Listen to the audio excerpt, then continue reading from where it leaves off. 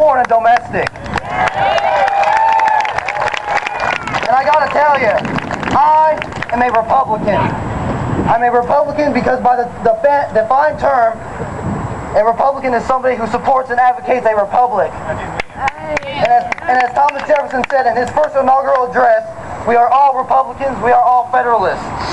We are all Republicans because we live in a republic, and we are all Federalists because we have a federal government. Now, I'm not here to speak on a direct opposition of the Federal Reserve today. It's already well known that the Federal Reserve is a privately owned entity, and that the federal income tax and 16th Amendment is an unconstitutional act. Yes.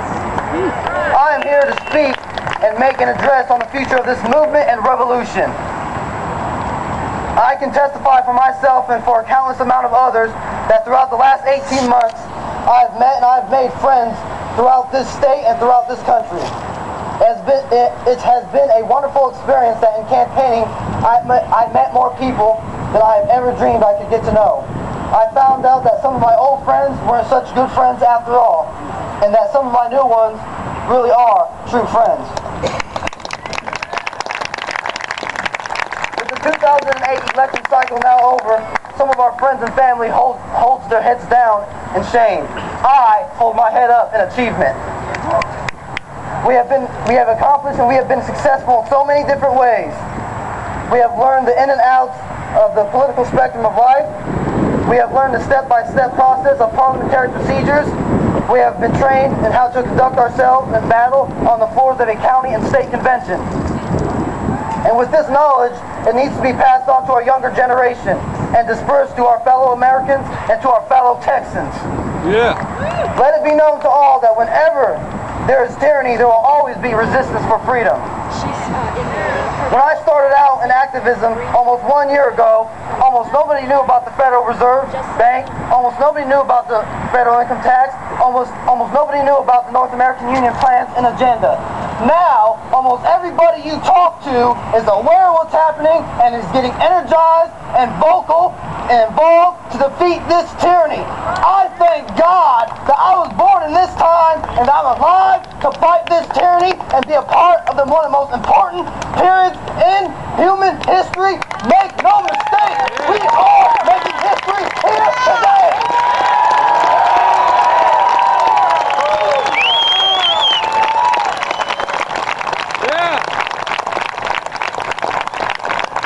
We are witnessing the start of a movement that is sweeping America, a movement that will return morality to politics, a movement that will return honor and statute to the service of one state and country.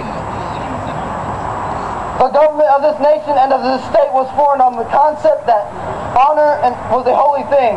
Our founders pledged their lives, their fortunes, but most of all, they pledged their sacred honor. Today, because of the almost total ignoring of those basic concepts, we find our nation threading on the threshold of socialism and communism. Our government is being run by people who think one way and act another. Whose fault is this? It is yours and mine. The people of this state and nation, Plato once said, the penalty that people pay for not being interested in politics is to be governed by people worse than themselves. Now, hasn't that come true? From your expressions, I gather you are tired of this condition of government, and like thousands of Americans everywhere, you want a change. Now is that time. It is your job, and believe me, it will be a hard job. We have with us today Dr. Ron Paul, a Texan and an American in the fullest sense of the word.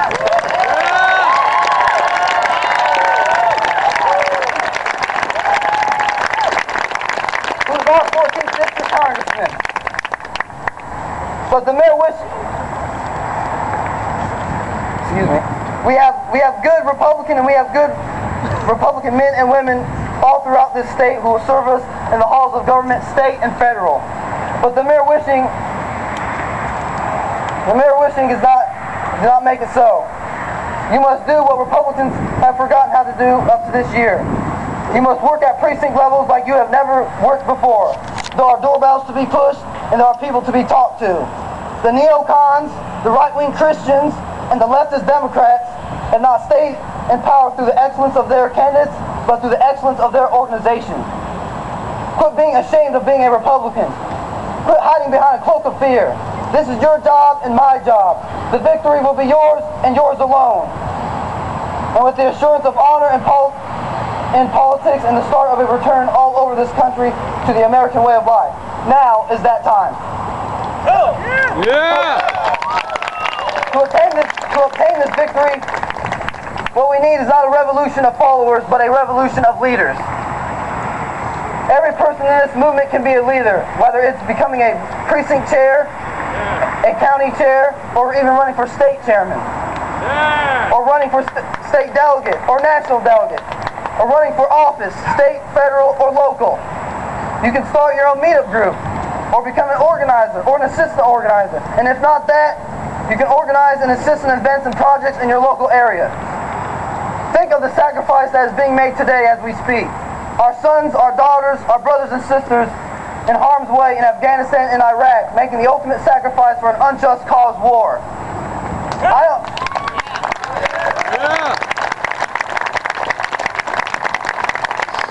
I only ask you to sacrifice just a little bit of your time to get involved actively and politically so we can obtain this victory and bring our brothers and sisters home here safe where they belong.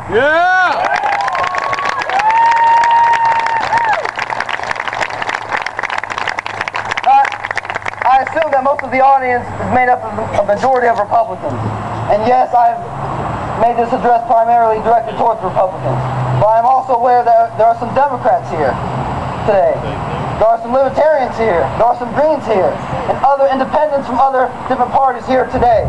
To you, I say, I don't care what party you come from. If you believe in freedom, if you believe in the Constitution, then join me. Soldiers, veterans of Iraq, join me in this second 1776, and this second 1836, in this crusade to restore the Republic.